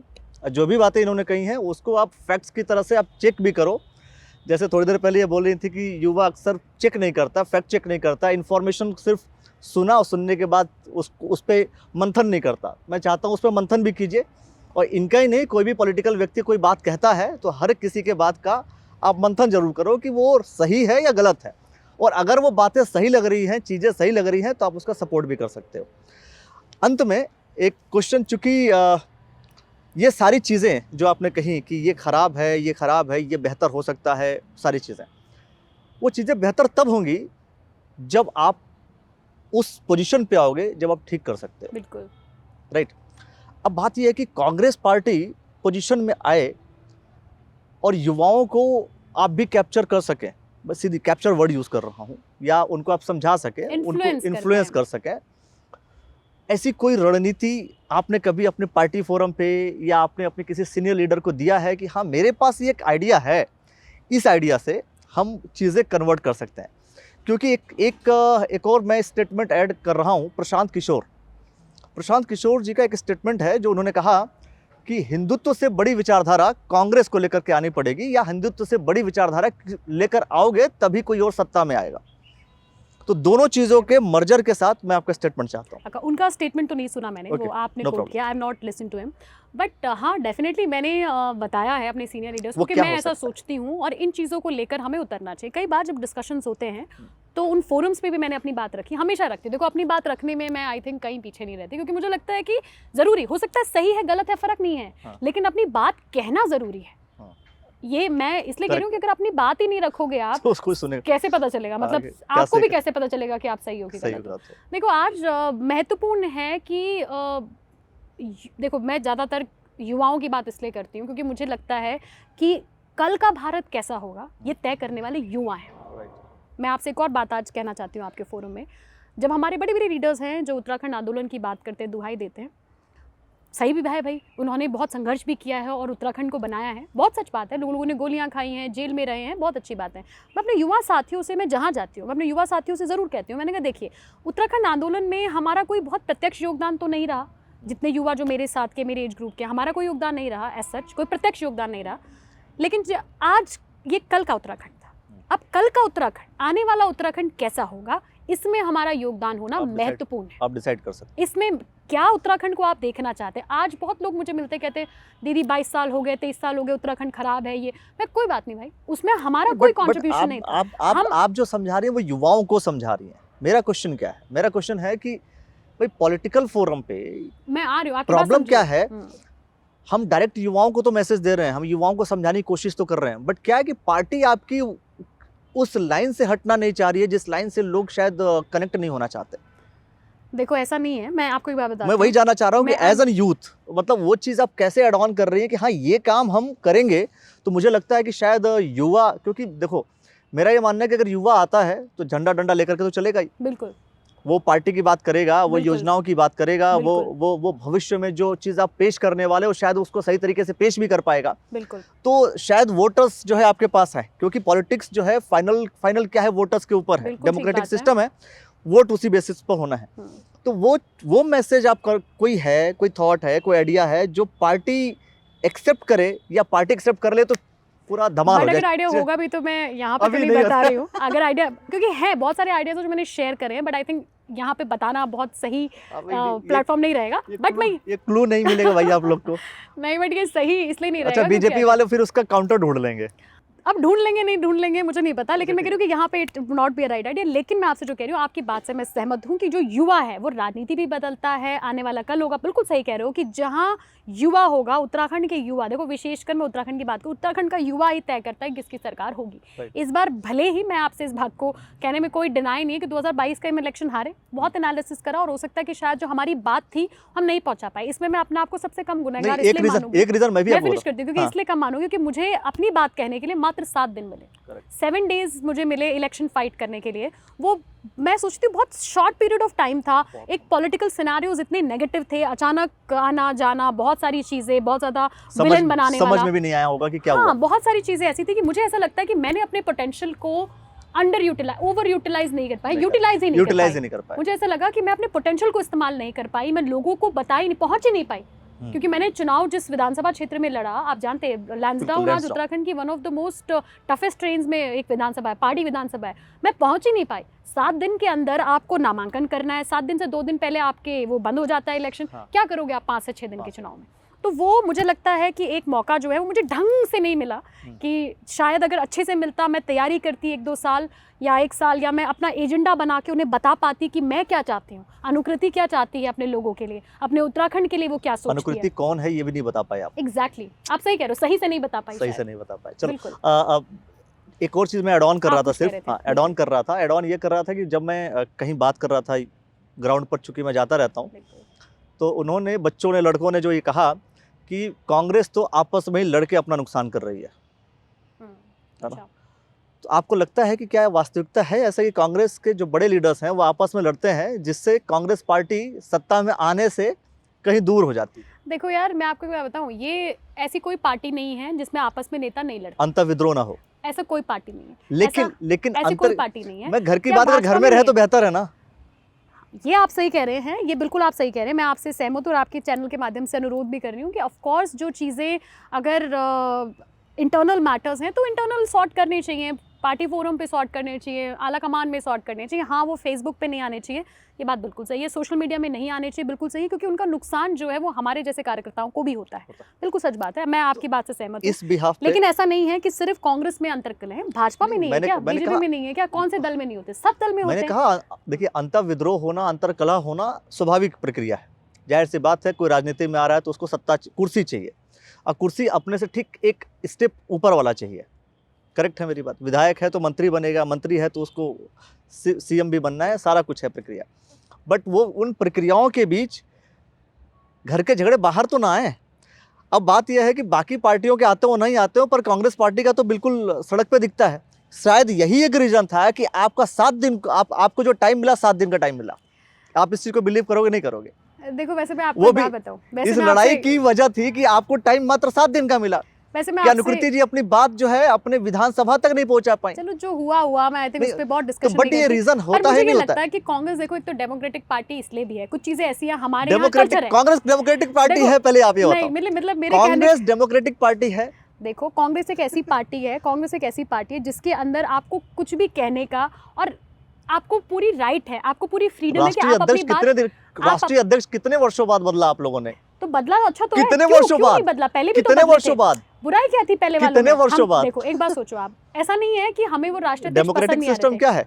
डेमोक्रेटिक सिस्टम है कि उसमें भी ऐसा नहीं है कि जो पहले राष्ट्रीय अध्यक्ष बने वो भी प्रक्रिया यही होती थी, लेकिन ठीक है लोग उनको चुनते हैं। लोगों को अगर आपस में फॉर एग्जांपल आपकी मेरी हम 5-6 लोगों की सबकी पार्टी और हम चाहते नहीं अखिलेश ही रहे, अगर यार हम ही चाहते हैं कि अखिलेश रहे, अब ठीक है बहुत सारी चीज़ें बदली, नए राष्ट्रीय अध्यक्ष हमको मिले, नई एनर्जी हम पे आई, पर मैं जो कहना चाह रही थी वो ये नहीं, मैं ये कहना चाह रही हूँ कि देखो हमारे यहाँ मैंने देखा है, ये हमारा कल्चर है कि बड़ी फ्रीडम है चीज़ें कहने की, और जो जिसके मन में जो आता है बड़ी क्या कहते हैं मन से लोग अपनी बात बड़े मन से बड़ी बातें कह देते हैं। लेकिन आप सही हैं, आपकी बात से मैं बिल्कुल अग्री हूँ, और ये बात सही है कि राजनीतिक रूप से कभी भी अगर कोई अपनी इंटरनल हमारी बातें हैं, पारिवारिक बातें हैं, पार्टी की बातें हैं, तो वो ऑफ कोर्स अपने हमारे आदरणीय अध्यक्ष जी के सामने रखनी चाहिए, राष्ट्रीय अध्यक्ष जी के सामने रखनी चाहिए, पार्टी फोरम में सॉर्ट होनी चाहिए। सोशल मीडिया में डेफिनेटली उसका इम्पैक्ट खराब जाता है, ये बात सही। बिल्कुल मेरा लास्ट क्वेश्चन ये कि क्या, क्योंकि मेरा लास्ट क्वेश्चन मुझे खुद नहीं पता होता है कि लास्ट क्वेश्चन मेरा कौन सा है, एंड में क्या इन सब चीज़ों का इम्पैक्ट अंततः जो कला है इसका इम्पैक्ट 2024 में भी होगा? 2024 में उत्तराखंड में पूछ रहे हैं ना? हाँ, उत्तराखंड में। देखिए मुझे नहीं लगता कि अब आज से कुछ समय पहले की स्थिति अलग रहती है, राजनीतिक रूप से स्थितियां बदलती रहती हैं, it's a very dynamic process, कब कितना पानी बह जाता है, you know how it is. I think आज की डेट पर, आज की परिस्थितियों में उत्तराखंड के अंदर जो कांग्रेस की स्थिति है, सभी लोग, मुझे नहीं लगता कि अब वो, हो सकता है कि कुछ नाराज़गी रही हो और रहती है, लेकिन मुझे लगता है कि आज कोई भी नाराज़गी हमारे सीनियर लीडर्स में देखने के लिए नहीं मिलती, या हमारी लीडरशिप में ऐसी कोई नाराज़गी आज नहीं है। लेकिन मैं आपको एक कोट करूंगा, 2024 में आप देखना कि सब लोग एक साथ मिलकर, एक साथ खड़े होकर मजबूती के साथ उत्तराखंड के अंदर कांग्रेस के लिए वोट मांगे। हरिद्वार लोकसभा से डॉक्टर हरक सिंह रावत तैयारी करने की बात कर रहे हैं, वहाँ से हरीश रावत भी बात कर रहे हैं। हरीश रावत जी ने एक शब्द इस्तेमाल किया था, उन्होंने कहा था कि बहुत से नटवर लाल हैं जो यहाँ घूम रहे हैं, जिन्होंने सरकार गिराई है। अच्छा, और वो कहीं ना कहीं इंडिकेशंस मैं आपको बता रहा हूँ। अच्छा। और वो कहीं ना कहीं इंडिकेशंस डॉक्टर हरक सिंह रावत की तरफ थे। अच्छा, ओके। तो फिर ये आपको नहीं लगता कि एक लोकसभा क्षेत्र में भी ये चीजें कहीं ना कहीं आने लगी, जो फिर से कांग्रेस पार्टी को शायद उस लेवल पर ना ले जा पाए जो कांग्रेस पार्टी सोच रही है? देखिए मैंने उनका बयान नहीं सुना, मैं आपको सच बोल रही हूँ, मैंने नहीं सुना उनका बयान। आप बता रहे हैं अगर उन्होंने ऐसा कहा और अगर वो इंडिकेट कर रहा है जैसा आप कह रहे हैं, मतलब मैं वही सारा डिस्कशन उनसे पूछा, बोले कि ऐसे इंडिकेट कर रहे, देखो वो मैं आपसे पहले भी इस बात को कहा कि जब भी कोई सीनियर लीडर्स इस तरीके की कोई नेगेटिव बयान सोशल मीडिया पे देते हैं, कहीं भी देते हैं, उसका इम्पैक्ट ज़मीनी कार्यकर्ताओं पे भी रहता है, हर जगह रहता है। तो ये तो खैर नहीं करना चाहिए, इससे हमें बचना चाहिए। लेकिन जहाँ तक हरीश रावत जी की बात है, I think he is one of the most senior leaders in Uttarakhand today. आज उत्तराखंड के अंदर वो सबसे बड़े नेता भी हैं, और मुझे क्या सबको मालूम है, आई थिंक हम सब इस बात को जानते हैं कि उनकी चाहे जो पहचान है या उनकी जो जितना अनुभव रहा वो बहुत विशाल अनुभव है। और अगर जहाँ तक हम पिताजी की बात करते हैं डॉक्टर हरक सिंह रावत जी की, जैसे मैंने शुरू में भी आपसे कहा कि मैं आज उनको उत्तराखंड का सबसे सक्सेसफुल पॉलिटिशियन मानती हूँ, ये बात सही है। 6 टर्म्स अगर कोई इतनी पावरफुल स्थिति में, मतलब ये मेरा ओपिनियन है, आई डोंट नो, और मैं सच में जानती हूँ कि जहाँ भी उन्हें मौका मिलेगा वो पूरी ताकत के साथ, पूरे अनुभव के साथ कांग्रेस के लिए काम करेंगे। तो अगर दोनों ही सीनियर लीडर्स में से जिसको भी मौका मिलता है, जिसको भी पार्टी समझती है कि इनके चुनाव लड़ने से कांग्रेस को फ़ायदा होगा, या इनके जो समीकरण हैं, देखिए जो हरिद्वार विधानसभा है वो सिर्फ हरिद्वार जिला नहीं है, लोकसभा है वो सिर्फ हरिद्वार जिला नहीं है, उसमें जो 3 विधानसभाएं और भी आती हैं, उन समीकरणों को भी अंडरस्टैंड करने की ज़रूरत है। बिकॉज पॉलिटिकल रूप से ये समझना पड़ता है कि कौन सा वोट, आप मुझसे बेहतर जानते हैं, तो वो कौन सी किसको, पॉलिटिकल लोग ज़्यादा बेहतर जानते हैं। हाँ, तो अगर वो कौन सी विधानसभाओं से क्या वोट बैंक किसको ज़्यादा मिल सकता है, किसके चुनाव लड़ने से कांग्रेस को फ़ायदा हो सकता है और कांग्रेस कैसे जीत सकती है, ये डिसाइड करना आलाकमान का काम है। लेकिन एज अ कांग्रेस की कार्यकर्ता होने के नाते आज हमारी जिम्मेदारी है सबकी कि कांग्रेस के लिए काम करे, कांग्रेस के लिए वोट मांगे, जहां हमें मौका मिलेगा कांग्रेस के लिए वोट मांगने चाहिए। लेकिन बात ये कि कंडीशन यही है कि बस वो एक साथ दोनों हो जाएं। बट अगर आप व्यक्तिगत रूप से पूछोगे और वो दोनों लोग एक साथ, आप किसको व्यक्तिगत रूप से, अगर आप मुझे व्यक्तिगत रूप से पूछोगे तो ऑफ कोर्स मैं चाहती हूँ कि डॉक्टर हरक सिंह रावत जी चुनाव लड़े। ये तो बिल्कुल स्वाभाविक सी बात है। अगर आप मुझे पर्सनली पूछोगे, एक कांग्रेस कार्यकर्ता के रूप में पूछोगे, तो मैंने आपसे कहा कि दोनों में से जिसको भी कांग्रेस पार्टी टिकट देगी हम उसके साथ हैं। पर्सनल ओपिनियन आपका? हाँ, अगर आप मुझे व्यक्तिगत रूप से पूछोगे, ऑफ कोर्स मैं चाहती हूँ कि पिताजी चुनाव लड़े, डॉक्टर हरक सिंह रावत जी हरिद्वार से MP बने, क्यों नहीं चाहूंगी? मतलब बुराई क्या, अपने पिताजी को कौन नहीं चाहता? तुम नहीं चाहोगे या जो सुन रहे वो नहीं चाहेंगे? मतलब ये तो कोई सवाल ही नहीं है यार, क्यों नहीं चाहूंगी? नेक्स्ट 5 ईयर्स या 10 ईयर्स में अनुकृति जी अपने आप को कहाँ देखना चाहती हैं? देखिए नेक्स्ट 5 to 10 इयर्स में मैं अपने आप को कहाँ देखना चाहती हूँ, ये तो मैंने एज सच कोई रोड मैप सोचा नहीं, लेकिन मैं डेफिनेटली समझती हूँ कि मैं जहाँ भी होंगी मैं उत्तराखंड के लिए बहुत अच्छा कर रही होंगी, क्योंकि मैं आपसे पहले भी कहा कि सामाजिक जीवन में आने से पहले, राजनीतिक जीवन में आने से पहले मैंने पूरा मन बनाया कि मैं ये क्यों करना चाहती हूँ और ये मेरा उद्देश्य है, और मैं सच में I want to make a difference. बहुत सारे सोशल इश्यूज़ हैं जिन पे मैं काम करना चाहती हूँ रिलेटेड टू वुमेन, बहुत सारी ऐसी चीज़ें हैं जो सामाजिक स्तर पे मैं चाहती हूँ कि महिलाओं के लिए जो सोच है वो चेंज हो, इस तरीके की चीज़ें हैं बहुत। There are many issues which I want to work into. Second, मैं उत्तराखंड के लिए बहुत अच्छा काम करना चाहती हूँ। मैं चाहती हूँ कि जहाँ पे भी मैं हूँ इन 5 इयर्स मैं उत्तराखंड के लिए बेहतर काम करूँ, उत्तराखंड को एक ऐसी कुछ कंट्रीब्यूट कर पाऊँ कि उत्तराखंड बेहतर करे। चलिए, अब देखना ये होगा कि 5 सालों में, अगले 5 साल 10 सालों में अनुकृति जी जो कह रही हैं वो होता कितना है, क्योंकि राजनीति और राजनीतिज्ञ दोनों का अलग कॉम्बिनेशन है या कॉम्बिनेशन के तरीके अलग हैं। और कई बार ऐसा होता है कि हम बहुत ही प्योर सोल होते हैं जब युवा जब एंटर करता है पॉलिटिक्स में, और जब किसी पद पर आता है, ये सवाल तकरीबन मैंने बहुत से युवाओं से किया, आपसे भी कर लेता हूँ। होता क्या है कि जब वो एंटर करते हैं बहुत ही प्योर सोल होते हैं, वो जिस स्टेट में रहते हैं उस स्टेट के लिए कुछ करना चाहते हैं, जिस डिस्ट्रिक्ट में है उस डिस्ट्रिक्ट के लिए करना चाहते हैं, जिस विधानसभा के उस विधानसभा के लिए कुछ बेहतर करना चाहते हैं, और कहते हैं हम करप्शन फ्री इन्वायरमेंट बनाएंगे। लेकिन जब वो पद पर चले जाते हैं ना, बदल जाता है। और ऐसे बहुत सारे केसेस हैं, मैं केसेस बिल्कुल नहीं बताना चाहता। देखिए मैं आपकी, हो सकता है आपकी बात सही हो, लोग बदलते हो सकता है या मैं सही बोल रहा हूँ, मुझे नहीं पता, क्योंकि मैंने किसी युवा से ये सवाल, मतलब मैं युवा सवाल नहीं, मैं कह रहा हूँ क्या आपको नहीं लगता कि भाई जितने भी लोग चुने जाते हैं वो अच्छा ही बोलकर आते होंगे ना? अच्छा ही बोल के आते होंगे, लेकिन मैं सिर्फ अपने लिए आंसर कर सकती हूँ, बदल जाते हैं बीच में।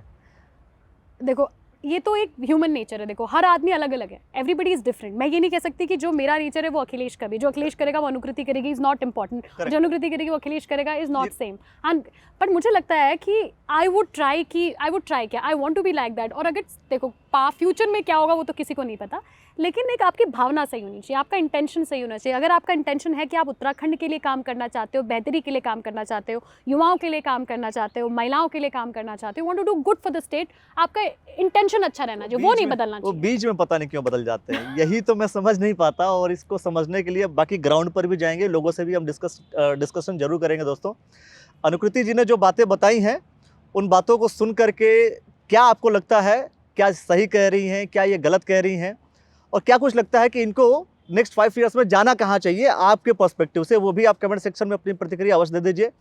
आपने जो समय दिया इसके लिए बहुत बहुत धन्यवाद। Thank you Akhilesh, thank you so much. और आपके चैनल का, आपका मैं बहुत शुक्रिया कर रही हूँ कि आपने मुझे मौका दिया अपनी बात रखने का, आप सभी से रूबरू होने का। और वैसे तो खैर सभी लोगों ने आपको सब्सक्राइब किया होगा, आई डोंट नो कि मेरा कहना कितना राइट है, पर जिन्होंने नहीं किया please do subscribe him, please do subscribe the channel news वाला network, right. And I hope आप सभी को धन्यवाद मुझे सुनने के लिए। Thank you so much. Thank you ma'am. तो दोस्तों, वीडियो को लाइक कर लीजिए, चैनल को सब्सक्राइब कर लीजिए और शेयर कर लीजिए, और अपनी प्रतिक्रिया अवश्य दीजिए, ये बहुत ज़्यादा ज़रूरी है, आपका कमेंट्स बहुत ज़रूरी है। अनुकृति जी के विषय में जो इन्होंने बातें बताई हैं उसको बहुत धैर्यपूर्वक सुनिए। हमारे वीडियोस थोड़े से लंबे होते हैं, पर होते वो हैं जो व्यक्ति जो बात कह रहा है वो बातें पूरी तरीके से आप तक पहुंच जाएं। तो बहुत बहुत धन्यवाद दोस्तों, बहुत बहुत शुक्रिया आप लोग का।